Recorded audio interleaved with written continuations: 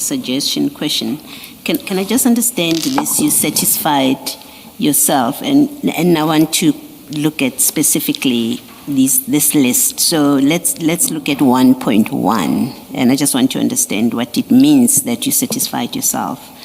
The request is based on that there was manipulation, if you go back the previous page, which resulted in unlawful issuing of security clearances. That is what you're investigating. Are you saying you were satisfied from the briefing you got that there was a basis to investigate whether General Khumalo, or an allegation that General Khumalo's security clearance given when he was a brigadier was a result of manipulation of your vetting process, of their vetting processes? When he became Major General, the security clearance that he got was a result of the manipulation of vetting processes. And then when he ultimately becomes I think he's a brigadier, Major General, and then Lieutenant General. Are you saying that with the briefing, you are satisfied that there is a basis to investigate those clearances that he got starting with brigadier? Is that what you satisfied yourself about, that there was a basis for that? There was a basis. For that. To request those documents to determine whether or not, in fact, there was a manipulation of the security vetting process. So you were satisfied that there is from your briefing, you were satisfied that there is sufficient information that casts doubt on his security vetting for all those three positions? That is correct. Okay, thank you. Thanks, Mr.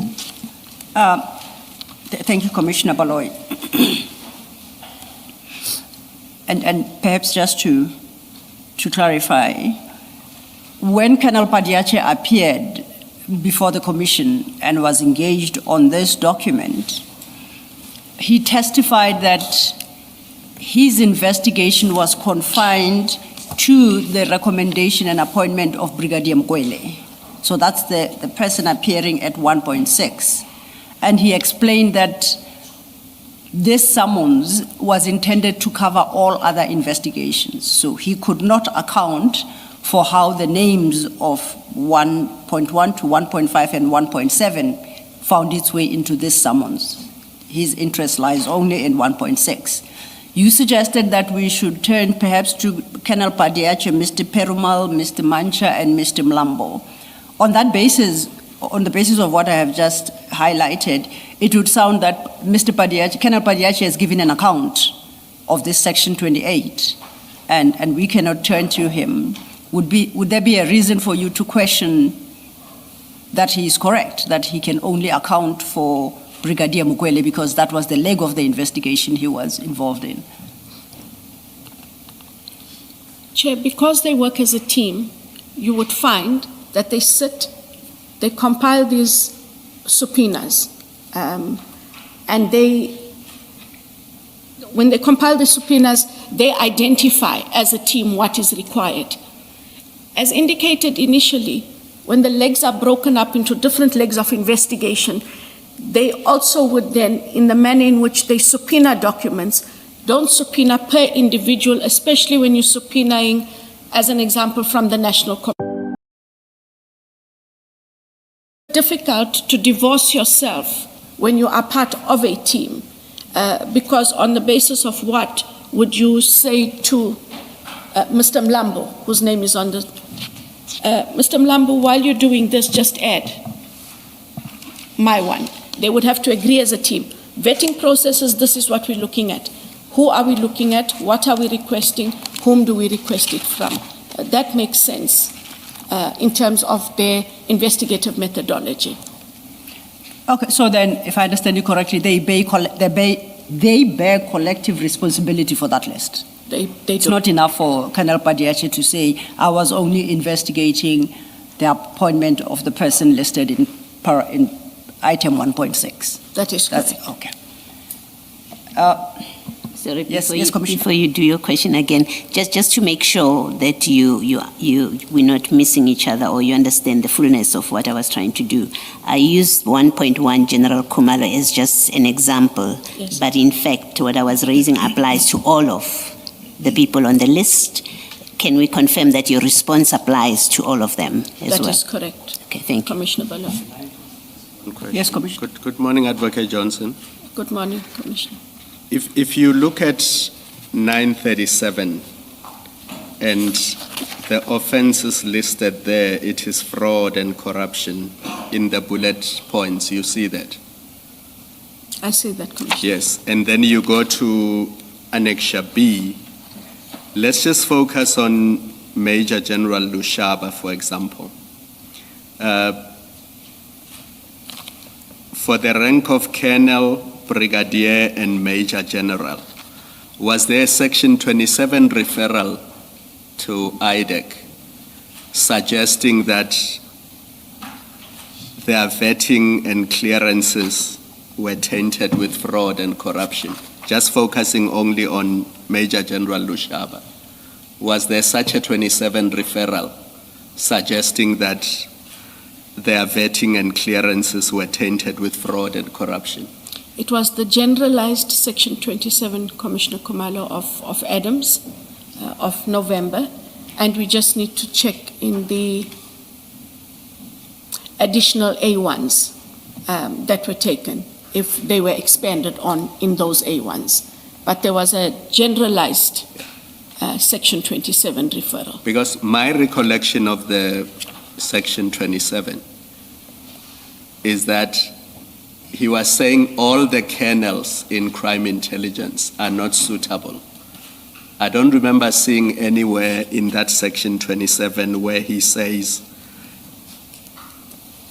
their security clearances and their vetting were tainted with fraud and corruption. I would just have to... If you go to file 2, page 512, CJC 373, that is the Section 27 affidavit by Mr. Adams.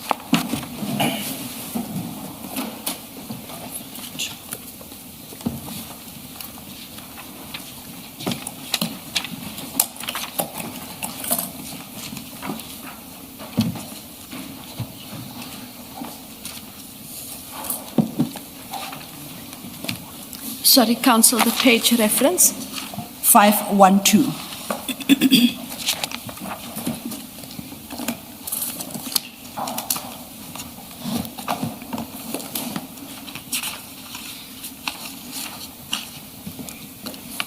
It starts on 512. If you look at paragraph 4 on 513, that is the general statement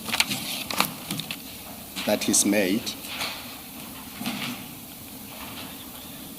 And it starts with the manipulation of procurement processes. And it lists the civilian who worked for BMW. And then the paragraph after that says it is concerning that out of all the colonels employed in crime intelligence, none of them were suitable to be appointed to this post. But I don't recall seeing in the referral anywhere where it says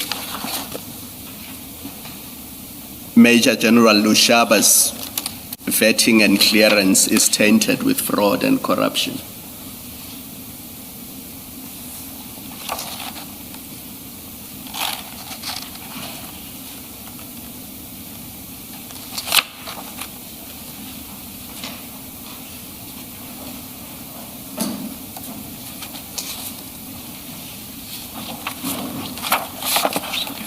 Sorry, Chief, you just grant me a moment.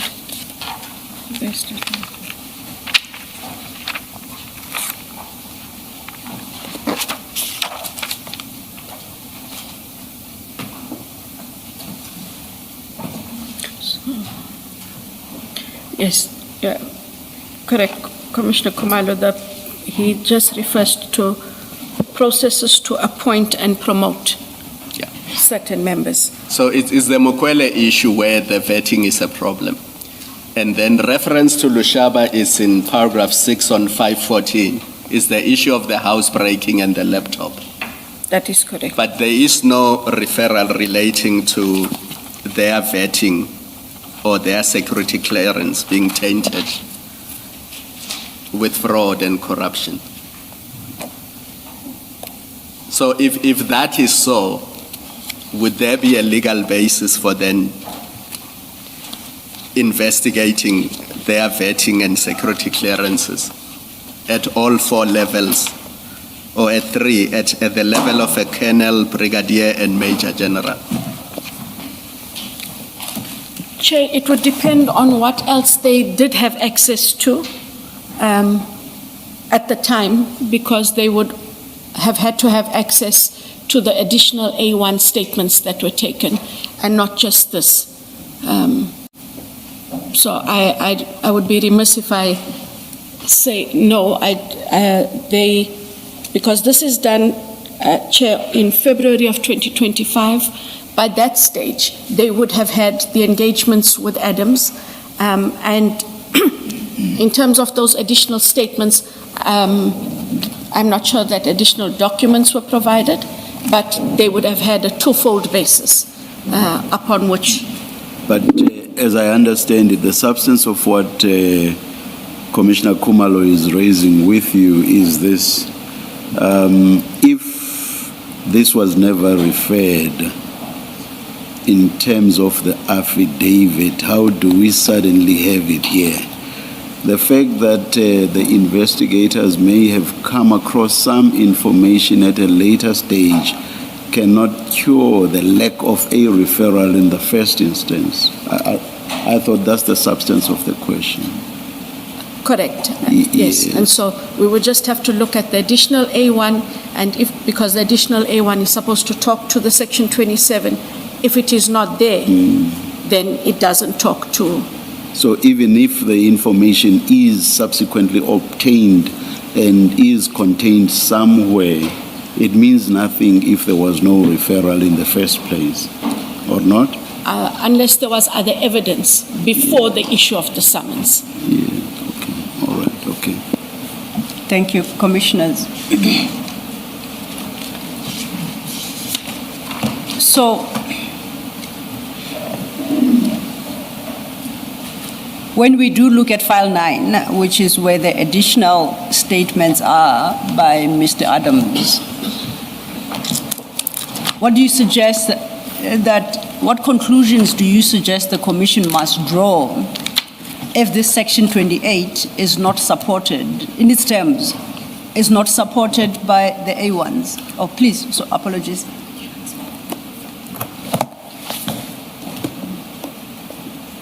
Sorry, you were looking for your files. I'll start again. I have them.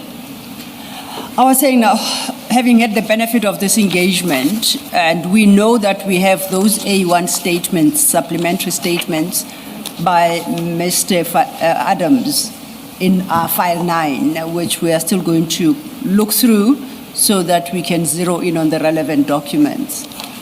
What do you suggest? What conclusions do you suggest the Commission must draw if a reading of those A1 statements together with the Section 27 referral affidavit do not support the summons in the terms as reflected? And in the absence of anything else before the date of the issue of the summons? Just pause there. What else would there have been? Because so far we have understood that the summons arise from the Section 27 read with the dockets in Orlando and Cape Town, the A1s, and read with the supplementary affidavits by Mr. Adams. That's all we have. Is there anything we have missed? No, I think that the point I was trying to make, Council, is we just need to check that there isn't anything else before the 6th of February other than the 27 and the additional statements. Okay. What I'm trying to get to, is I don't know whether he attached anything else. Was it just the A1? But that is all. Yes. I expect would have been there. On that point, what could potentially be there? What should we be looking out for? The only thing that could potentially be there is if he, over and beyond the additional A1, attached documents Okay. in support of. Okay. That could be the only thing, which might then talk to. But that would be the only other thing. Now we've settled the documents that we should look to try and understand the basis, the legal basis for the Section 28 summons. My question to you was, what would your advice to the commissioners be as regards how they view this Section 28 summons in circumstances where all the documents that you have listed, we have just discussed, do not factually or legally support this Section 28? What would your advice to them be?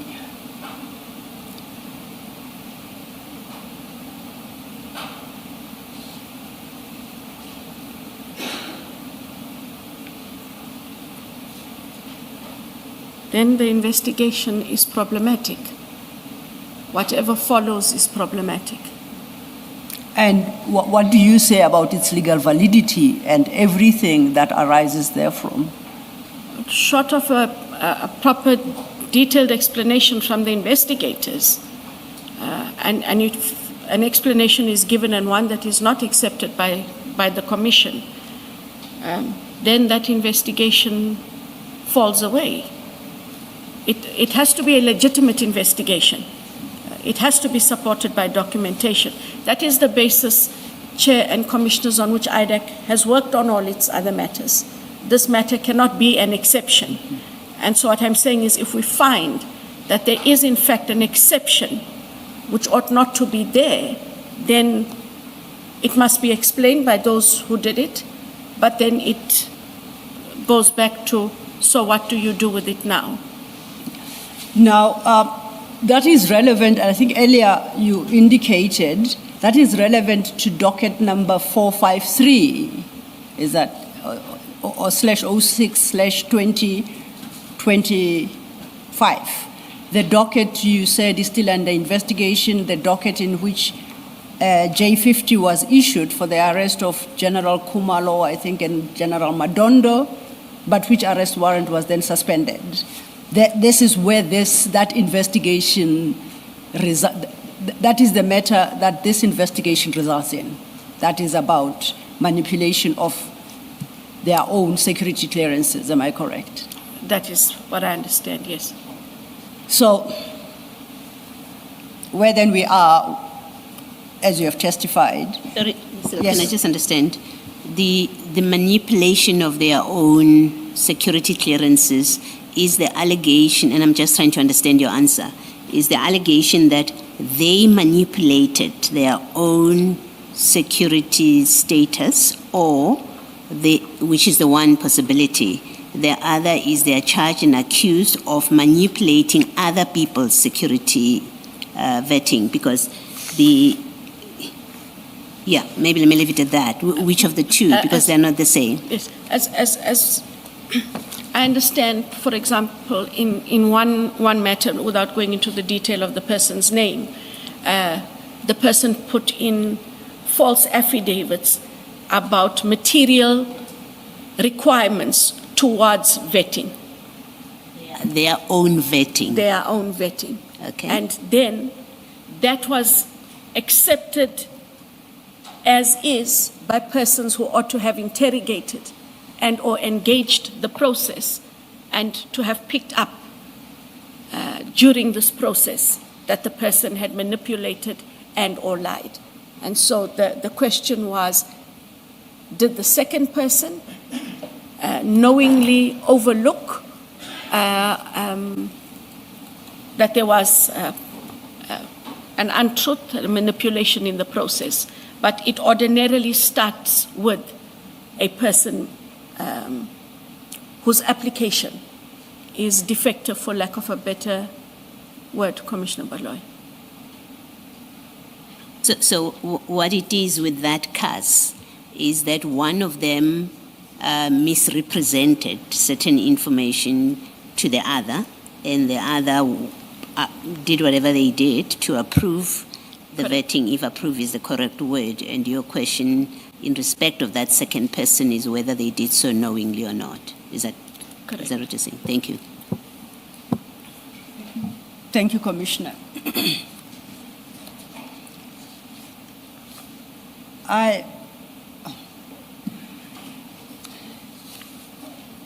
I need to move to a different document, but before I do so,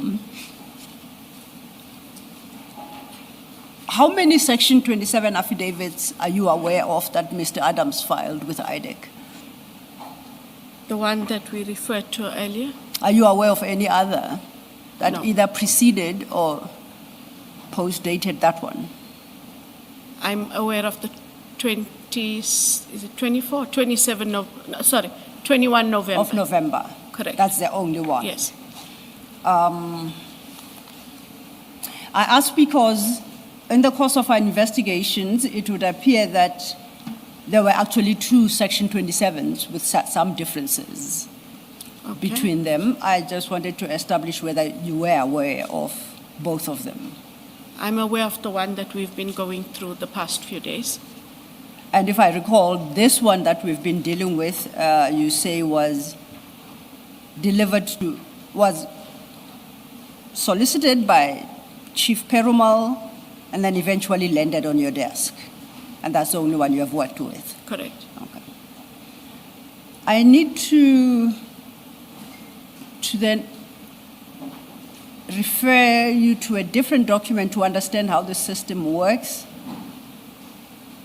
And I'm looking for the Section 28(1) authorization. I have it at page 3288.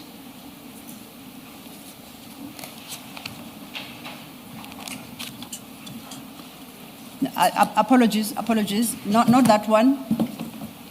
I'm looking for the 2813, 3307. That, I think we are still,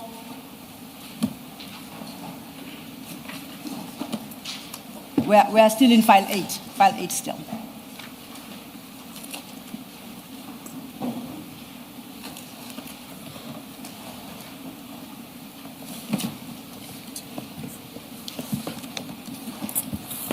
Do we put away 3?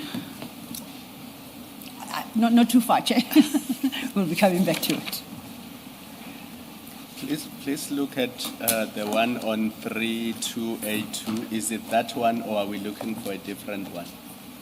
3282, that's a 2813. It's also a 2813. Yes, there are a few of those. And This was the 6th December. I remember there was a later Yes. one that you showed. the later one, Commissioner, is the 28-1 of 30th May Which one are we looking at? for the 6th of December. Okay. 20. There are actually, there is one 3285.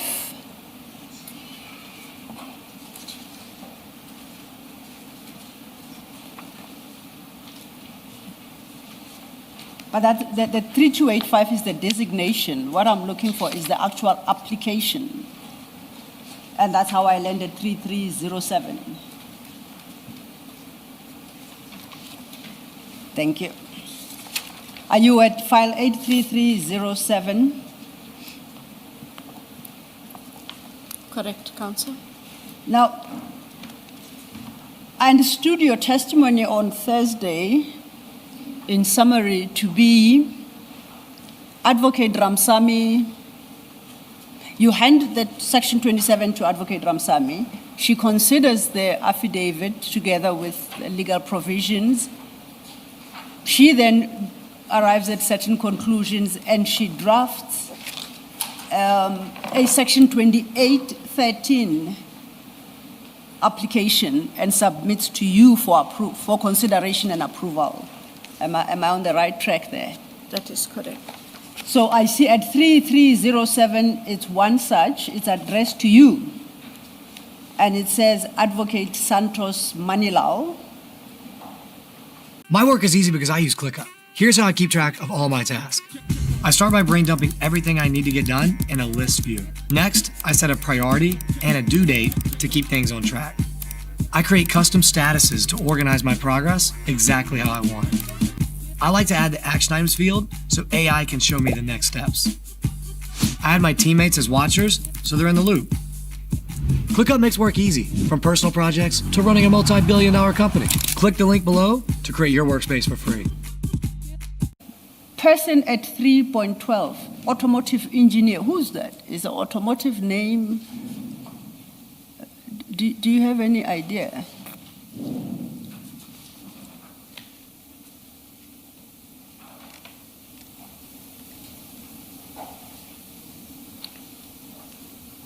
No, Chair. These were the names that, when I checked with Advocate Ramsamy, she said they were on that. They were on a paper that were furnished after Mr. Perumal had spoken to Mr. Adams. Yes. Yes. So, at the risk of asking a stupid question, automotive engineer has got an ID number. Is that somebody we can search for at Home Affairs? It should be an entity that could be found. An entity? Yes, ma'am. But it says engineer, suggesting No, a person. it's an entity, from how I understand it. All right. I'm interested in 313, though. It says any and all individuals or entities whose identities are currently unknown, but which may become known during the investigation. You recall we started with Section 27th affidavit, which identified the first three names. We established that Mr. Perumal, through you suggested Mr. Perumal added the rest of the names, having consulted with Mr. Adams. But then it goes, so that's broadening it. But 313 goes even broader, considering the purpose for which you would be issuing a Section 28 investigating. That there should be a limit to powers that are granted. 313 could very well discover my name in there and I become subjected to this investigation. Is that proper, though? Because it's a limitless power and authorization here. Counsel, it's not limitless because it relates to any and all individuals or entities whose identities are currently unknown, but are limited in which may become known during the course of this investigation. Yes. Yes. But it doesn't go further to say that they are implicated in whatever crime is being investigated. No. It's just the names being known, and suddenly there's authorization to go investigate them as well. It doesn't of necessity mean that they are investigated. Any and all individuals or entities whose identities are currently unknown, but which may become known during the course of the investigation. Once those details come through, investigators are able to determine whether those are persons of interest to be investigated or those are persons whose names have come up and are potential witnesses. So technically it's left to then the investigators. If they like me, they come across my name, they don't have to investigate. But if they don't like me, then they investigate. Do you understand my challenge? Because I think too much power resides and discretion resides with them. And that somehow has the potential to undermine the system. Doesn't it? I take your point, but that shouldn't be done. Okay. That is not what the purpose of this insertion is. And it was also for practical reasons. You've got the authorization. You're conducting investigations. Names come up, and the names can be either or. So if it is persons who would fall into the category of suspects or persons of interest, then you'd have to come back for an amendment. Yes. And so you are able to then deal with the investigation without the to and fro of the. I do take the point. Okay. And perhaps it could be couched somewhat differently, but this is what we have used over the time. But isn't it a necessary control mechanism that what has been justified to you are the specific names. So you were given these names. There must have been justification to you. We had the earlier discussion about you satisfying yourself that there is a basis to include these specific names. And if that is your system, then paragraph 3.13 should not be there, because it means people will be included without it being justified to you who gave the authority.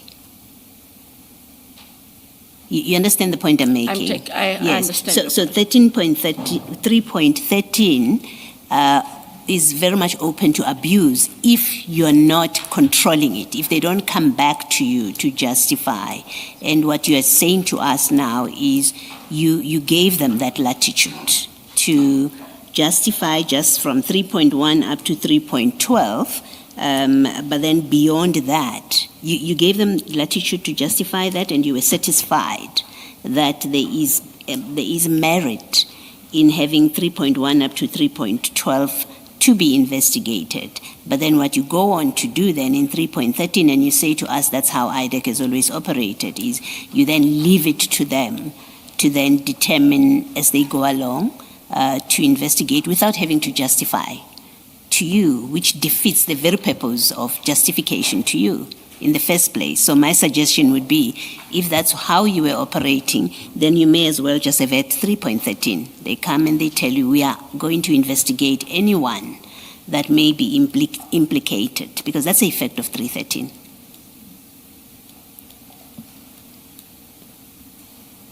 It allows anyone that Colonel Padeachi gets their name, if Mr. Adams had said, Mr. Bodlani, that's all that would have happened. He would have gone and investigated him under 3.13 without coming to you as the repository of the authority to authorize investigations into individuals, without coming to you to say, here's my justification for investigating him.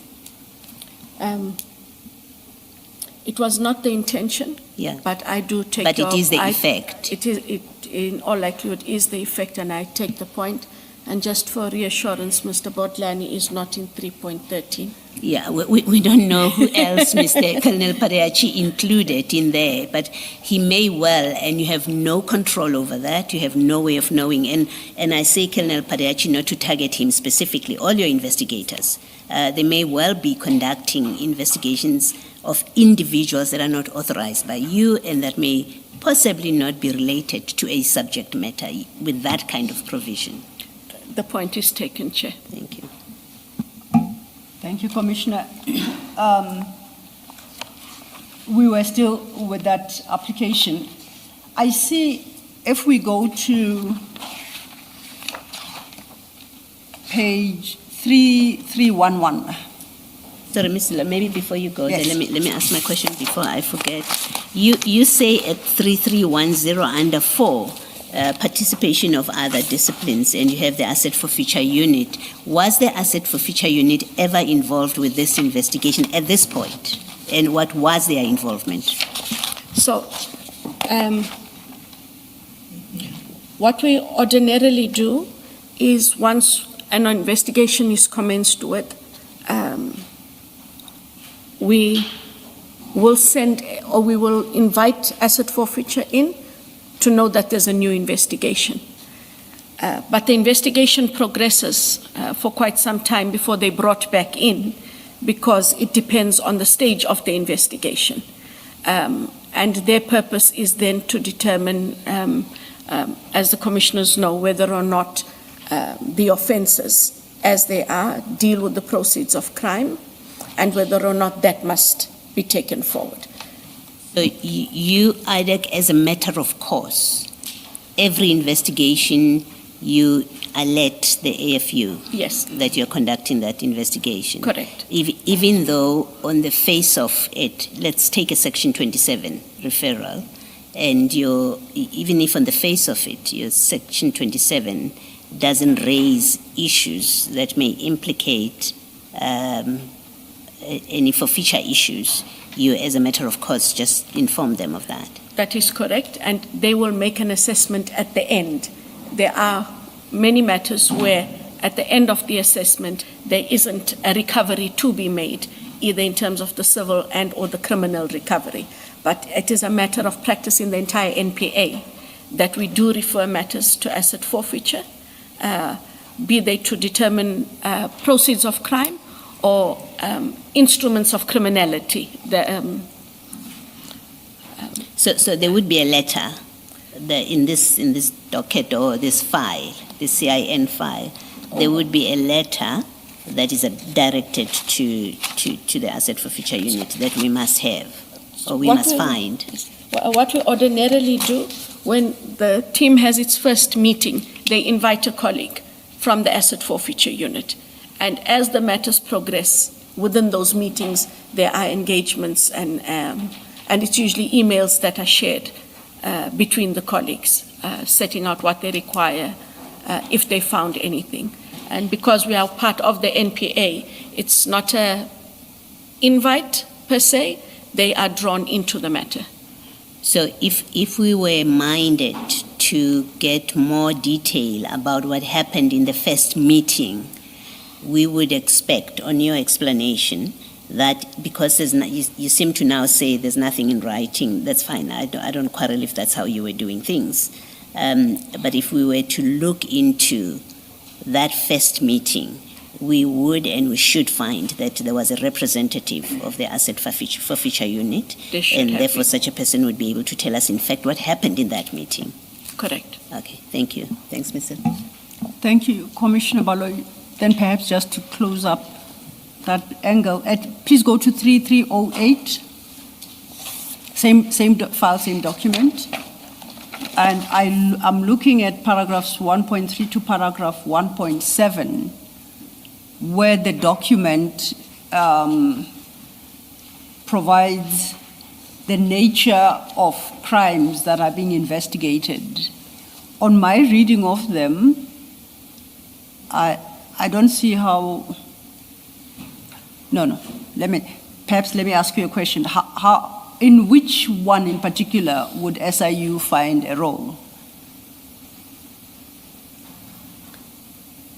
So we also invite SIU where there are issues of procurement and or contracts. Okay. And they do assist us with the investigation to determine legitimacy of those contracts. Yes. It may turn out that there shouldn't be a further criminal investigation in that matter, and the SIU is able to deal with that contract, setting it aside and recouping the money for that department. Because that is generally part of that mandate. So that's what would be what's set out in paragraph 1.7. That would be correct. Then my reading of this, and bearing in mind your explanation, this application for an investigation in terms of 2813 is broader than the Section 27 as we have it, because my reading of Section 27 does not include any allegations of fraud and corruption pertaining to awarding of tenders and contracts. Remember, that's file 2, page 512.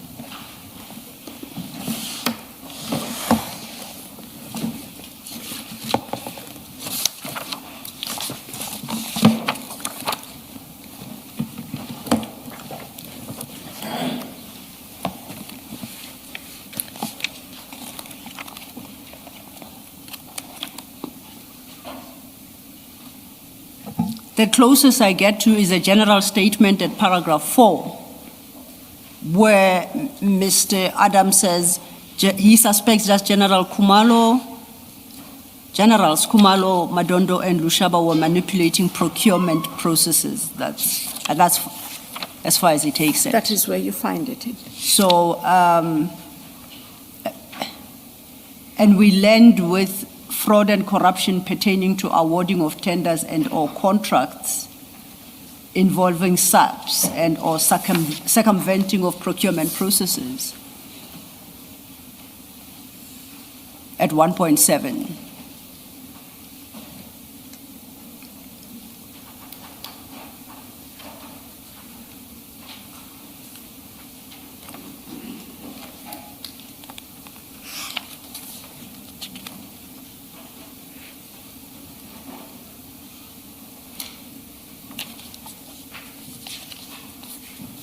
And that also goes back,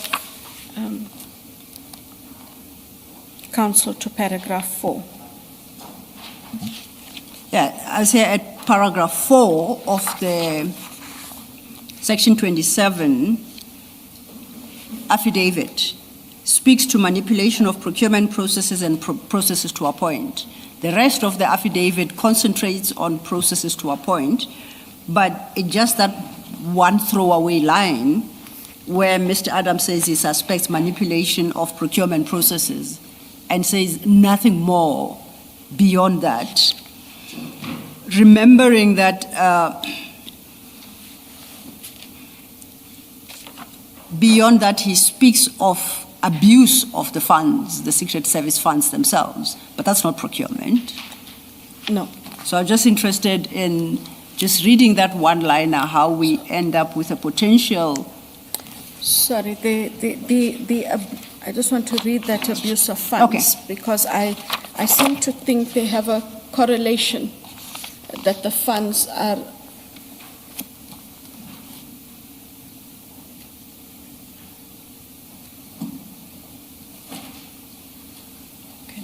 And then I say this on the assumption that abuse of the Secret Service Fund effectively means utilizing the funds not for the purpose they were intended for, which suggests an illegality, and that can never be termed procurement.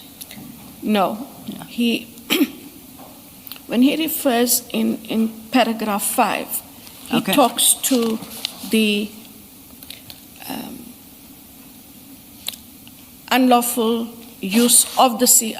access and use of the secret funds and the purpose for which those funds are accessed, and it doesn't talk to procurement. It talks to they are accessed in order to give to someone. And at paragraph 5, all he says is his suspicion that the funds, as he says, quote, became taken unlawfully from the secret funds account to be given to the former police minister, Minister Becky Cele. That is correct. Quote. That's not procurement. No, that's not the procurement. Okay. Let me ask a more direct question on the back of that. What award or what tenders and contracts that were awarded did you investigate or your investigation involve arising from this referral? What tenders have you investigated and what contracts? They are in the file that must be made available by midday today. That is a file that is still under inquiry, but that is where it relates to, Commissioner Baloyi. It's not in the dockets that were handed over. In that file, we will find tenders or contracts that you investigate or you are investigating as a result of this Section 27 referral.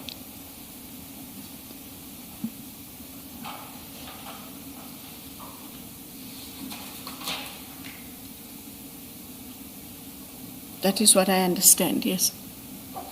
Sorry, what does it mean? Sorry. You started off by saying it will be in that file. Now you say that's what you understand. What does that answer mean? Because I had to ask what was in each file so that we could make the files available. Part of the file that must be made available is a complaint that was lodged by Mr. Adams. Commissioners would recall he talked of 3 dockets, then he talked of and a Langlaagte docket. From what I understand, that is where the investigations lie in terms of the procurement of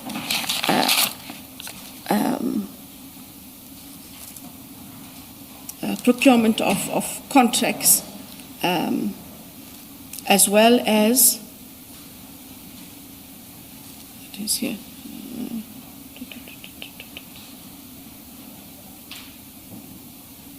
Well, you may not be able to remember offhand, but My interest is in getting a clear answer from you that you, arising from the Section 27, you have investigated or you are investigating matters relating to specific tenders, because we are not speaking generally.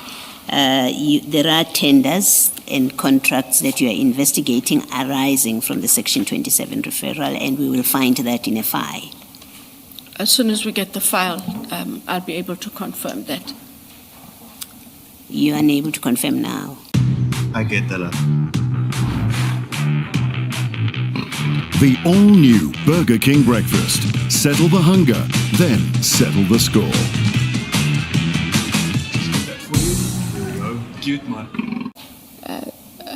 That I was told is the file dealing with Langlagte and with contracts and procurement, then the same answer applies. Then there's a challenge with why it's not there. Thank you. And perhaps to take advantage and be more direct, 1.7, does it by any chance refer to the 360 million subcontract awarded to Medicare 24? Does it have anything to do with that? Not at all. It's a different contract. Medicare was a separate Section 27 referral all on its own. Thank you. And unrelated. And while we are on this, do you know how far do we have a Langlagte related inquiry and investigation into specifically those contracts here? That is the file we're waiting for. Oh, there is an inquiry into the Langlagte complaint. That is correct. Noted.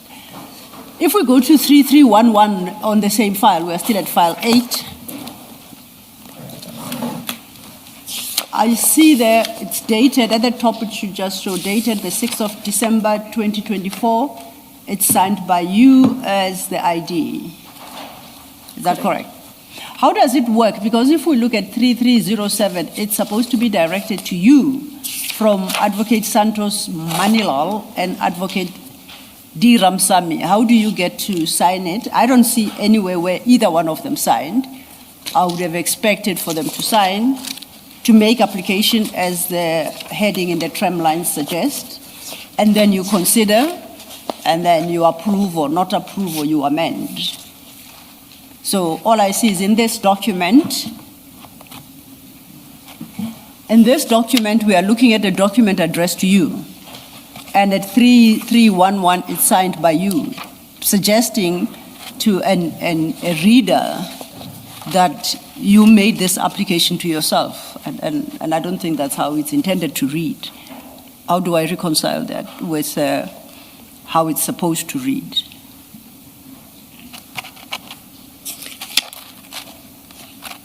So how it is supposed to read is under 8, on 3310, Commissioners, under 8, there's 8.1. It is recommended that there was supposed to be a signature either from Advocate Manilal or Ramsamy, and then for me to be able to agree and sign off the... Are you saying that's how it's supposed to have read because that is how normally they read? That's or do they all read as reflected here, that it's recommended that an investigation in terms of 2813 be undertaken and then you immediately sign as if you are the one recommending? No, there should be space for me to comment, yes. Their signature, space for me to comment, and then the signature that followed on 3311. And that's how normally they would be within IDEC? That is correct. Why is this one different?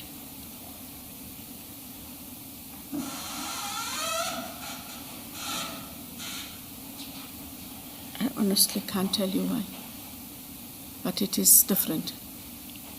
You signed it. I think there's more you can say about this, why it is different. I take it that when you read it, yes, you saw that it doesn't have signature for either Advocate Ramsamy or Advocate Manilal. you saw that it doesn't have space or provision for you to make comment, and you saw that it requires you to sign it and date it. So you didn't sign blindly. You applied your mind to this document. No, I did apply my mind to the recommendation, the signature notwithstanding. Yes, but then who's recommending to you? The lack of signature. Lack of notwithstanding. signature. Yeah. And In this, with full application of mind, you thought it appropriate to sign? Advocate Ramsamy,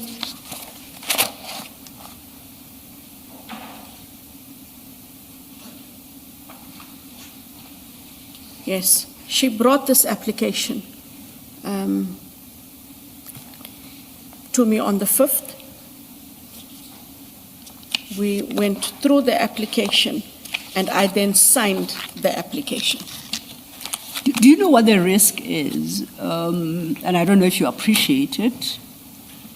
It's that, or maybe I'll put it differently. What would you say to perhaps an unfair claim that you and you alone drafted this document and you drafted it for yourself and you signed it and nobody else took part in that in the creation of that document? Would it be an unfair accusation, and what would your response there to be if you were confronted with such?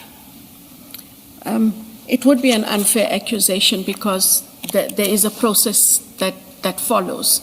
The application is drafted by somebody and it is brought by them. This portion is missing in this matter. I would, when you read it, it does make a recommendation from the author, which is from Manilal and Ramsamy. They make a recommendation.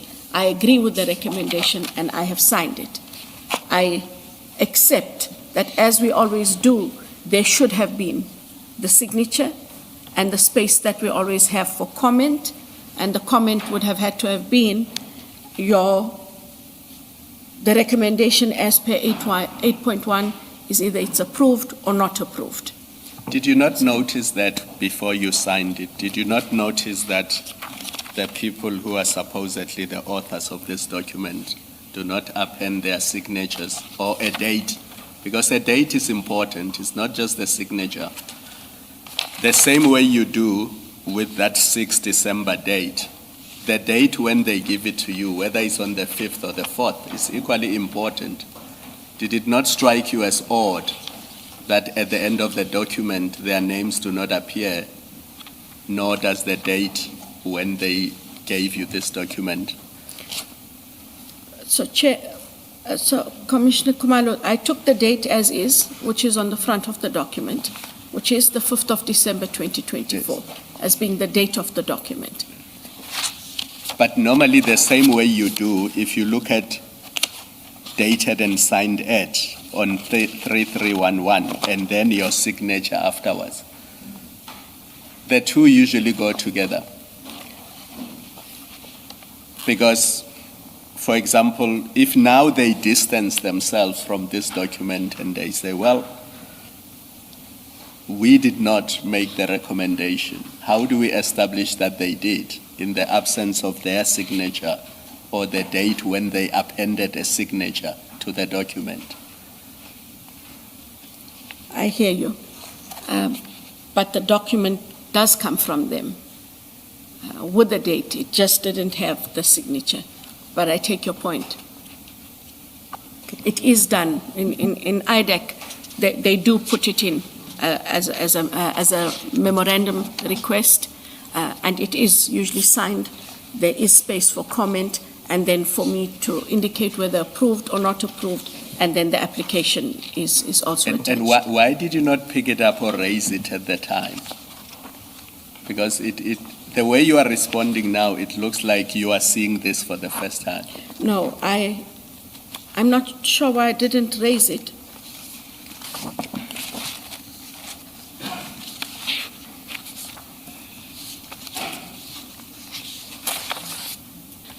I think, Ms. Johnson, unless there's a page missing, pages missing before page 3311. If that's all of it, if what we are looking at now is all of what was presented to you, then the other incomprehensible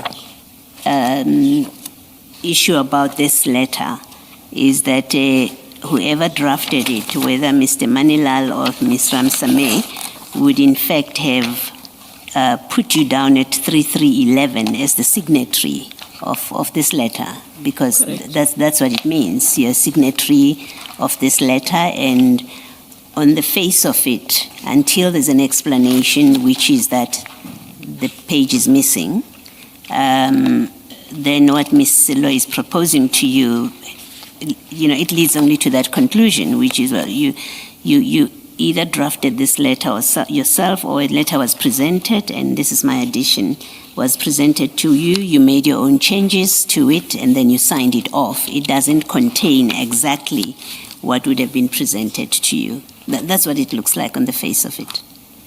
And I allow for the fact that a page may be missing, and maybe you can pull out a page that shows that these people made the recommendation, and it provided for you to indicate your approval. But as it stands now, on the face of it, it suggests this is your production. I can confirm it isn't, but I take the point that you're making about how it comes across. What it looks like. But it was not my document.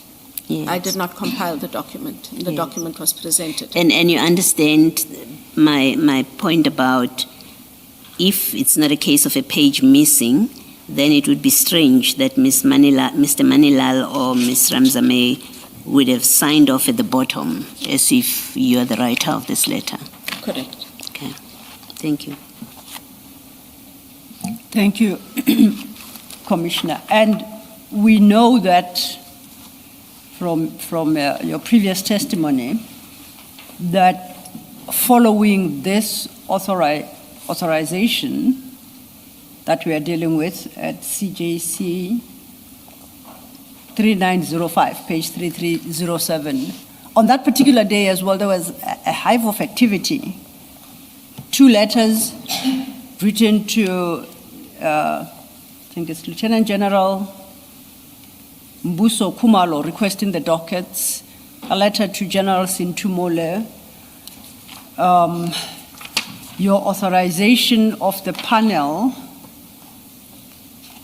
the designated members to look into this, and the presentation of himself by Mr. Rapesu at the inspectorate to go obtain the dockets.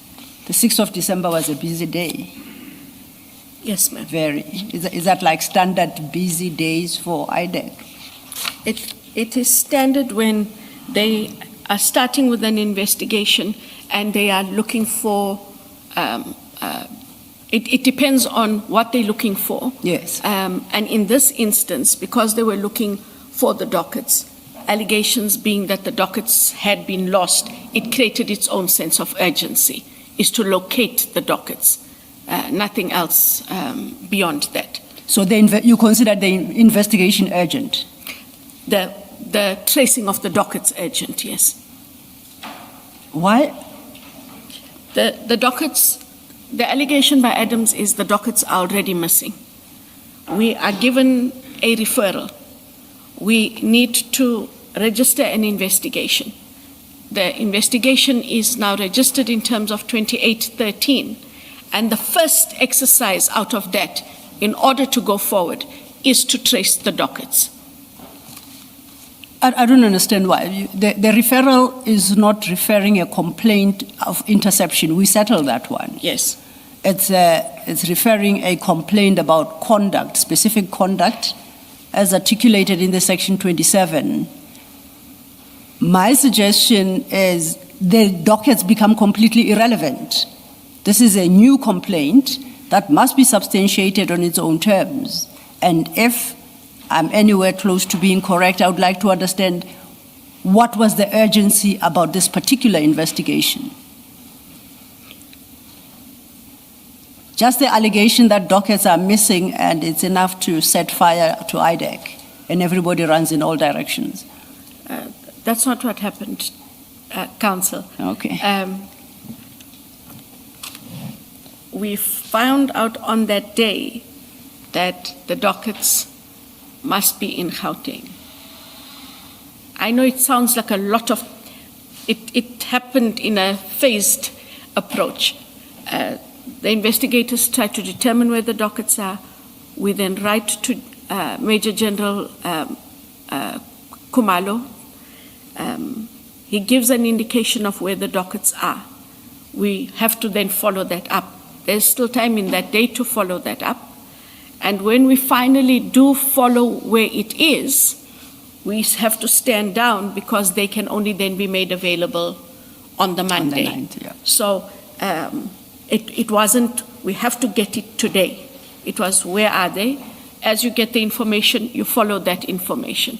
And when the destination of those dockets was determined, and it was determined that they were in a safe and that they were with a specific general, we went back on Monday. We didn't touch on it, although we dealt with it with Colonel Padiache about the urgency of obtaining these dockets, and perhaps we will turn to that next. Okay. And my idea is to make the point that IDEC dealt with this investigation as of the 6th of December as a matter of extreme urgency, and I just want to understand why. But I see it's 11:04. The commissioners need to break for tea.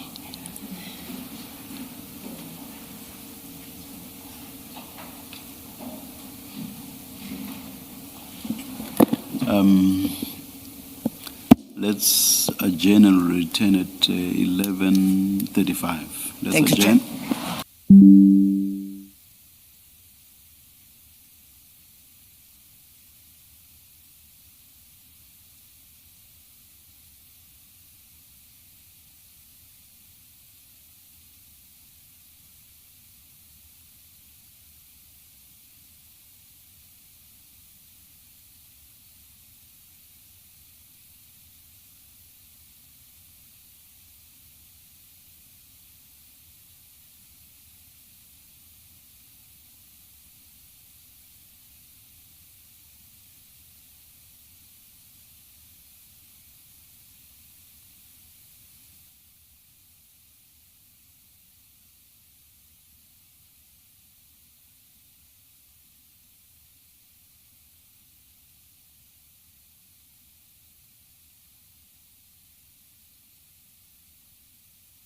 You know the icons of Africa, but there's one you've maybe never heard of. An antelope unlike anything you've ever seen, with a coat that shimmered blue in the sun. This is the story of the lost blue antelope of Africa.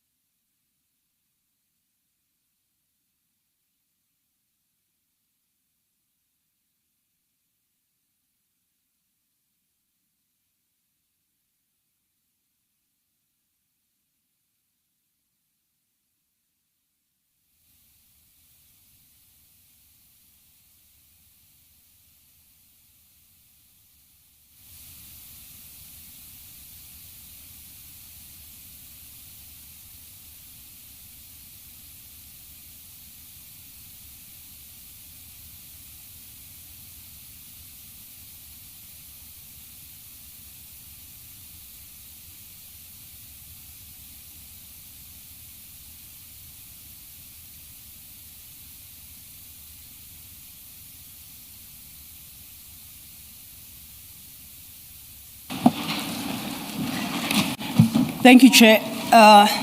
Chair, Commissioners, I wasn't moving off topic, but just slightly off topic. And we've had opportunity to consider the documents filed last night. And then I made a request to those instructing me that every document that had been sought must be made available immediately. Even I hadn't had an opportunity to look at those documents. During the adjournment, Ms. Silo confirmed to me that she's going to deal with some of those documents. I conferred with the witness. The witness herself was shocked to learn that there are contradictory documents. We request at least about 15 or 20 minutes of a stand down so that we may consider those documents, confer with her, render advice if and when called upon to do so.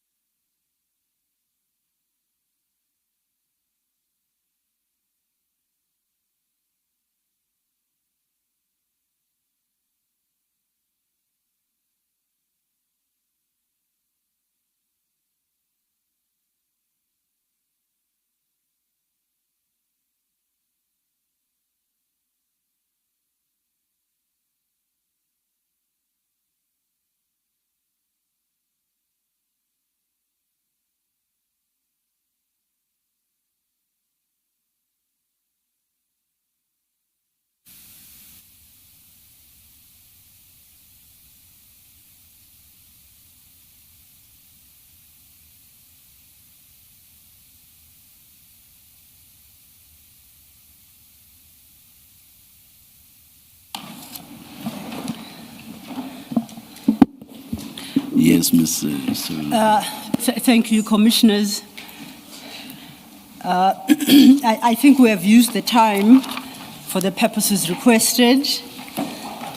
Your file 9 has been updated. I do trust so has your index, because mine has been.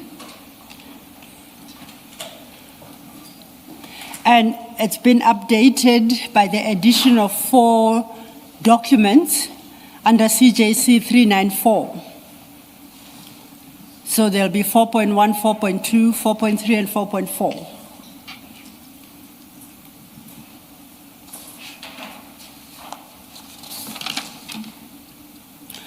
The documents provided by the witness pursuant to the request and the various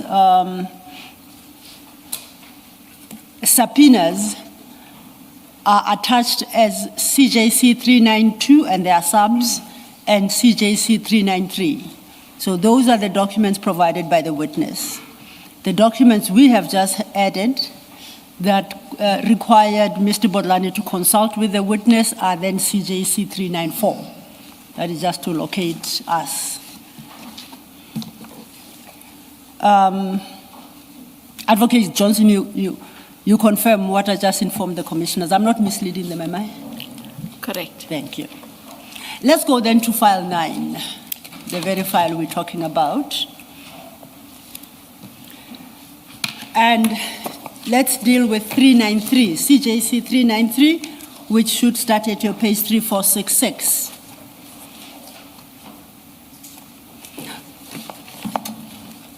Commissioners, we ran copies of CJC 393 as received, but on a proper consideration thereof, it would appear that they were not filed in order. So I have tried to make some sense of them, and I suggest the pages be moved around. Yes. Advocate Johnson will confirm if I'm correct. Yes. And in that regard, if I say CJC starts at 3466, it's followed by 3467. It would appear that your current 3468 is what should be 3467.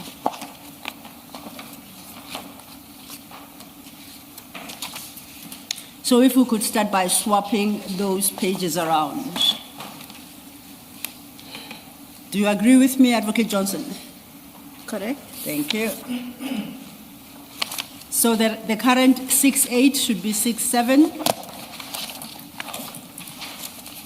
And the current... But what about the fact that 3467 as is says 1 of 1? Because it will go with 3469. That what's currently 3467 and I suggest B8 is the document that we have in our file already. You will recall, Chair, our A1 statement at file 2, page 681. It accords with 3467 and 3469. So that page seems to have been mislaid. I know for the most part this is illegible, but below the rectangle of the current 3468, Yes. there's something that appears to be a page number there. I can't read it. It might appear as a 3. As a 3, I thought so. Yes. Now, if we take 3468 to come under the current 3466, are those supposed to follow each other consecutively? They would seem to, because if one has regard to 3466, that's the start of the case docket. Okay. And then when I get to the current 3468, which we suggest be amended to 67, that seems to be the CAS checklist. And the date appearing at 3468 in the second block is the 29th of October 2024. So it doesn't tally with the statement of January 2025. So I changed the 3467 to 3468. That's what we propose. Okay. Then that will read and be followed logically by 3469. Sorry, Council, may I, Yes, ma'am. through you, Chair, may I just so the 3466, if you look at the top, it's got a A1, then a little one in brackets. Then it follows on 3468, it's got a A1 and a little 2 in brackets. But please look at 3470. There seems to be a A1 with a little 3 in brackets. And then it seems 3471 has a A1 with a little 4 in brackets. And I'm not sure if those are the ones that are supposed to go consecutively. No, I'm going to come to that. Thank you. Because beyond the 4 pages I've dealt with, if you look at what was 3467 that I suggest be 68, that is the preamble to the statement, and it bears cast number 542/06/2025. That at the bottom, it's dated the 6th of January 2025. We have dealt with this preamble together with its statement, and that is our current A1 statement at file 2, page 681. And you are quite correct, Advocate Johnson. It gets messier going forward, but we'll try. For the record, Chair, you will recall that we have the report by General Jacobs, who has General Jacobs is annexed to MK15, page 275. There is a table there that correlates the Orlando and Cape Town dockets, MK15. And that's General Mkwanazi's annexure bundle, MK15. And in particular, this is the report by Lieutenant General Jacobs.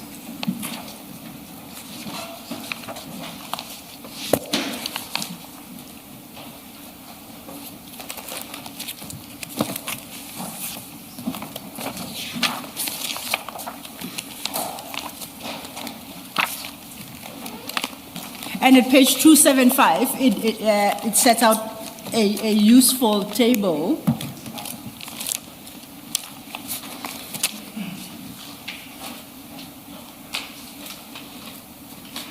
And that correlates the Cape Town dockets with the Orlando dockets. If one has regard to that table, I would say there are 3 Cape Town dockets, 1650 referred to in block 2 and 3, 1651 referred to in block 1, and 1653 referred to in the final block on the table. Sorry, Council, you're on page? I'm page 275, ma'am. 275, Yes. Thank you.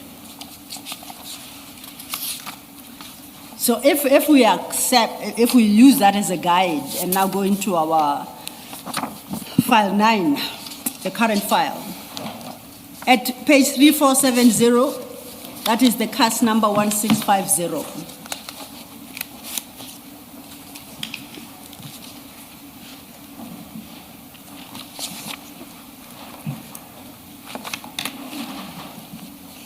So page 3470 and 3471 bear the same cast number 1650/10/2024, and it's followed by a handwritten statement.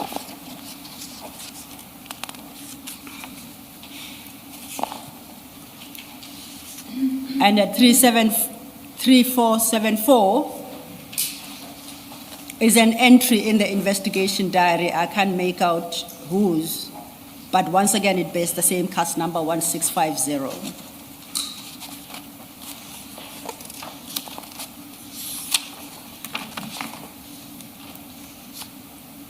Then you get to page 3475. It's a typed affidavit, but it is followed once again by wrong documents. And on my reading, subject, of course, to correction, 3475 should be followed by 3478. which means 76 and 77 are in the wrong place.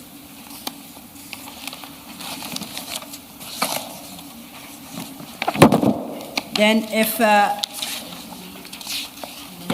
I think as to correct so that when we reference the pages. So our current 3478 should be 3476. And the current 76 and 7A should, and 77 should be 77 and 78 respectively.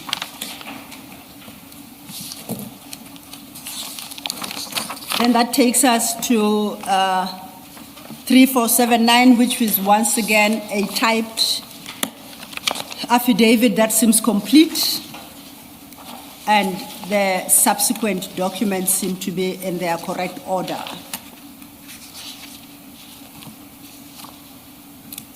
Are you with me thus far, Advocate Johnson? I am. So what you then provided are the dockets of cases opened, the 3 dockets opened in Cape Town. We have the cover sheet of that case docket at 3466. Sorry, Mr. Yes, ma'am. Before you go too far, the current 3478, which is also marked A14, you said it belongs where?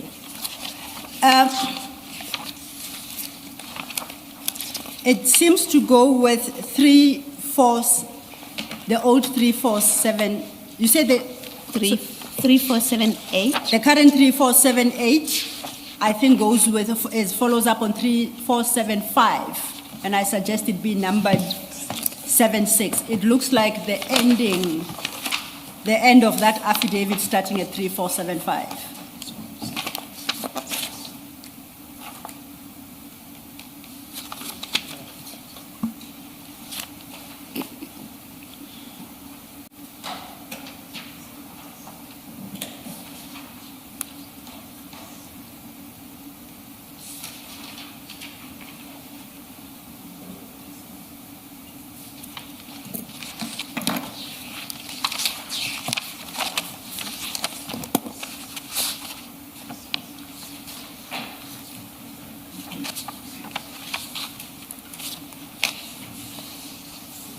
And yes, Commissioner Baloyi, I agree with you that the current 3478 reads exactly as 3480. Yes. I take it it's the second page of either of both affidavits. So you don't get rid of any one of them. You need both pages to make sense of the affidavits, yes. And if, for a moment, let's stay with 3475. As currently filed, the affidavit starting at 3475 doesn't have an ending. That is why I propose to bring 3478 forward to make it an ending to 3475. But if then we go to 3780, that appears to be the ending, much as it's worded in exactly the same terms, seems to be the ending to the affidavit starting at 3479. Well, Commissioner Kumalo nods his head. He seems to agree with me. There was a slightly different problem. Yes. In the photocopies, one page was copied twice in one of the photocopies. No, it won't be in yours, so you okay. won't notice I won't that understand problem. that. Okay.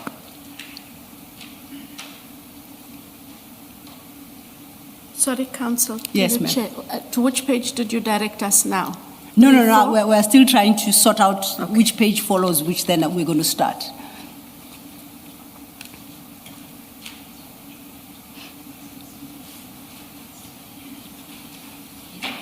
Thank you, Commissioner. So then we start at the beginning of CJC 393, that's at your page 3466. And these are the documents you provided us. Unfortunately, that page, the case docket, it's barely legible, but at least in the top center block, you can make out the case number, and I read it as 1650/10/2024.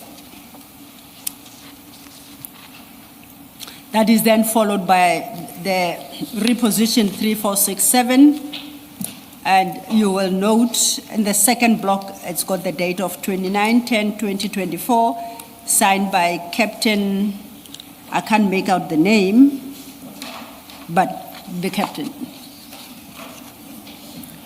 Then it jumps to 3468, our new 3468, and it's got case number 542/06/2025. That's a Brooklyn case, and that's what we call the Mukwele case.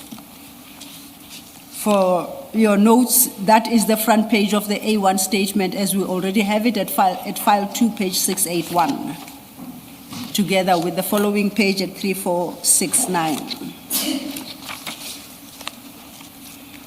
Then once again, at 3470, it's a Cape Town 1650/10 statement. So that's when the case was opened in Cape Town. At 3471, bearing the same case number, we know the offense there is defeating the ends of justice.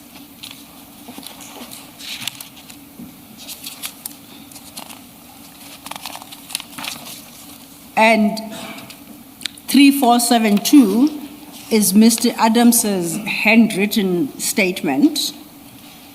I assume that it is in respect of case number 1650. There is nothing that tells me, unless perhaps the content just might do, so we retained it there. And at 3473, you will note, Commissioners, that it was commissioned on the 29th of October 2024 at 1500 hours. And that is then followed by 3474, which is a copy of the investigation diary signed by Captain somebody there, and references the statement taken from Mr. Adams. Now, that we should consider that as the pack for case number 1650.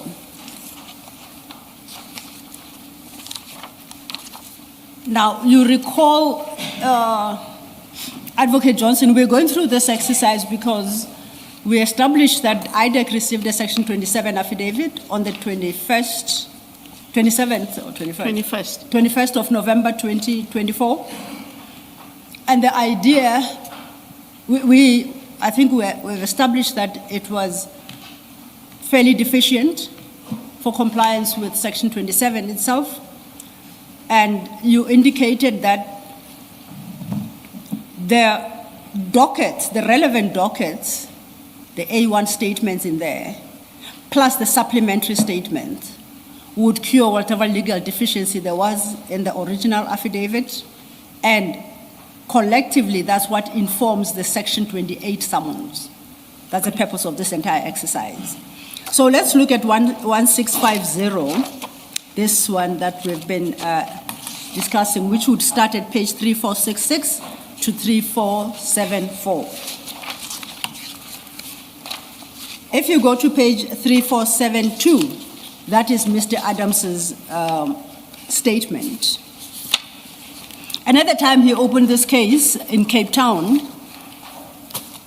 I'm at 3472 in the second paragraph.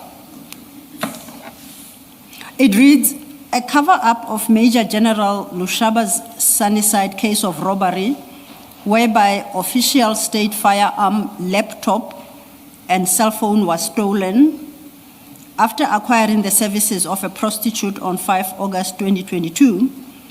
Lieutenant General Kumalo instructed Major Likalakala and Brigadier, looks like either Monyani or Monyana, it fell off in the copying, to ensure that there would be no investigation into the conduct of General Lushaba as per Valeria case 38/822. The prostitute was paid for her silence using monies from the Secret Service account. New equipment was bought for Major General Lushaba by again abusing the Secret Service account. Evidence to this effect is available. You see where I'm reading? Yes. So this particular case relates to the so-called cover-up of General Lushaba's, I don't know if it's a crime, misconduct, but concerns with how Major General Lushaba ended up losing his equipment. I then look at the statements that you have provided, A1 statements that you have provided. These start from page 3479. There are 3 statements.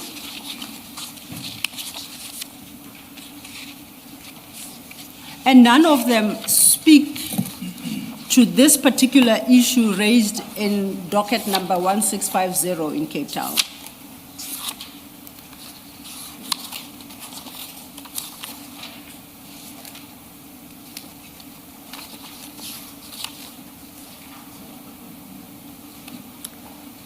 On The statements, 3485. they go 3484. That's how far they go to 3484. Yes, what I'm saying is that. Oh, sorry, Sorry. 3486. Yes, but 3486. is council saying that other than that handwritten statement, there isn't another statement referring to the issue of the Lushaba housebreaking? No, relating to the cover-up by General Kumalo, who instructed Major General Legalakala and Brigadier Munyani or Munyana to ensure that there is no investigation. The statement we are looking at 3485, on my reading, speaks to the housebreaking. And overleaf at 3486, he says, after making this report, I make inquiries. And Mr. Adams says that he could not get a case number, as concerned that my report was being swept under the carpet. I don't see in this January 2025 statement any allegation pertaining to the conduct of General Kumalo, General Lekalakala, and General Munyama. Do you? I see that. You confirm that. And then staying at 3472, it concludes with the words, evidence to this effect is available. Did IDEC ever obtain that evidence?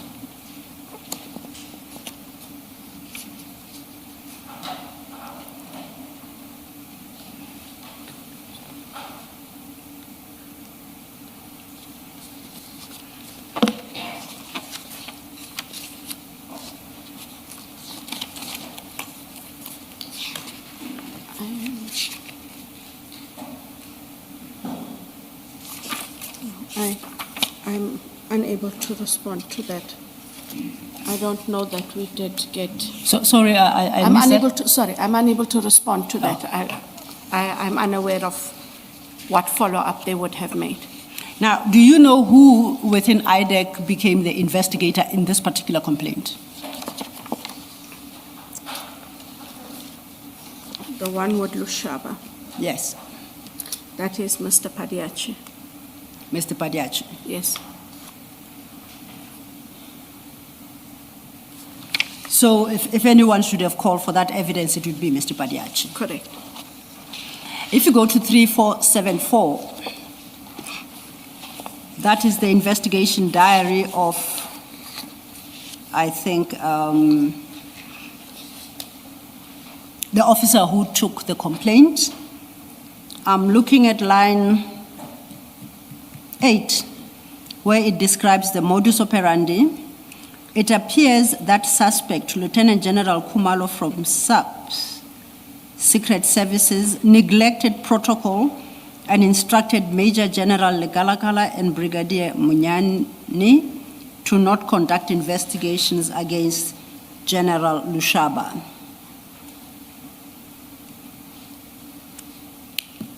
So that is the officer's interpretation of what's contained, the summary of the A1. Okay, then if we move forward then to 3475, we're just following the sequence of the page numbers. What we have here at 3476 now is the statement by Mr. Adams, commissioned by Mr. Perumal. At paragraph 2, you will recognize that that statement is our A1 statement in the docket. At file 2, page 3478, we have,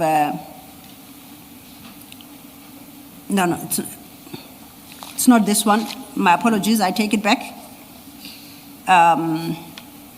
This is a second issue now. The allegations related, I'm reading at paragraph 2, fourth line. The allegations related to the highly questionable appointment of General Khumalo as the head of crime intelligence nationally. The former Minister of Police, Bheki Cele, was also involved in this, whilst several high-skilled generals within CI were overlooked. At paragraph 3, Khumalo's vetting processes were allegedly fast-tracked by Masemula, who knew that Khumalo did not have a top-secret clearance for many years. And then the last line at paragraph 3, I suspect that the vetting processes were manipulated in favor of Khumalo as well. My interpretation of what's contained in paragraphs 2 and 3 is that former Minister Bheki Cele was involved in the questionable appointment of General Khumalo and overlooking other highly skilled generals. And secondly, at 3, Khumalo's process was allegedly fast-tracked by Masemula, who knew that Khumalo did not have a top clearance certificate. I don't know. I take it fast-tracking in and of itself is not a crime, but what's sought to be expressed here is the unlawful conduct by Minister Cele had the support and participation of General Masemula. Do you get to the same conclusion as well? Yes. Now, you remember Section 28 that has got a list of people. This is the only statement I found where current generals or high-ranking members of crime intelligence, where their security clearances are questioned. And I see only General Khumalo. I can't find any other basis for General Madondo, Galakala, and that entire list. And I do not have any other A1 statement that introduces them by Mr. Adams being the complainant. If you look at, through your chair, if we look at 3479, paragraph 2, on or about early October 2024, I received information anonymously surrounding alleged fraud and corruption being perpetrated within the Division Crime Intelligence of the SAPS. The allegations related to the questionable lateral transfer of Major General Madondo from KZN to CI head office by Lieutenant General Khumalo, who was assisted by other senior generals to do so, knowing that she failed a top secret clearance for many years. That is where I see it. Okay, so that statement then introduced General Madondo. That statement introduces. You remember we have Brigadier Van Vuren, we have, I think, Brigadier Bobby, we have Mube, we have all of them. There are about 8 in our Section 28.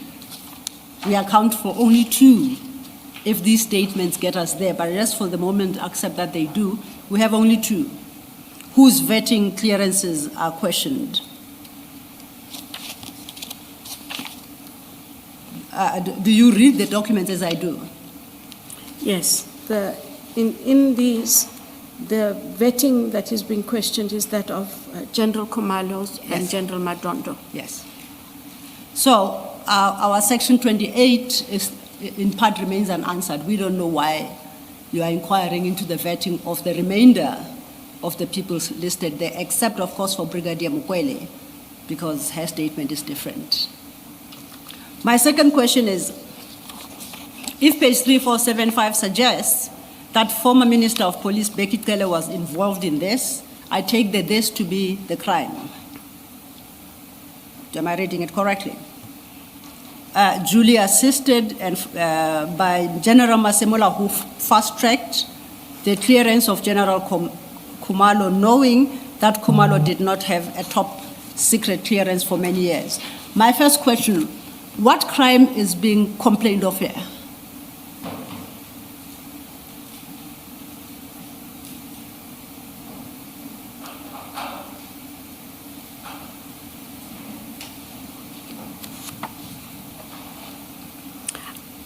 I am aware that from a certain rank, they are all supposed to have security clearances as per their own internal requirements. And that not having security clearance at a specific rank does not allow you to occupy that rank. Yes. Yes. And so for me, it would be, it is more a contravention of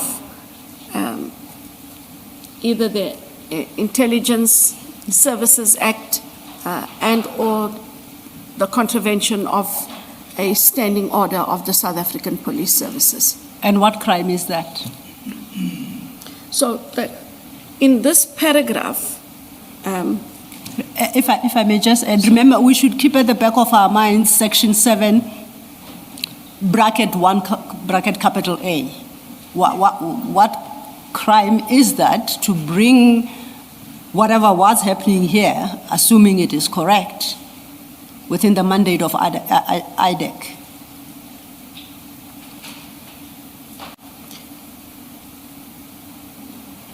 So we are reading one statement. Yes.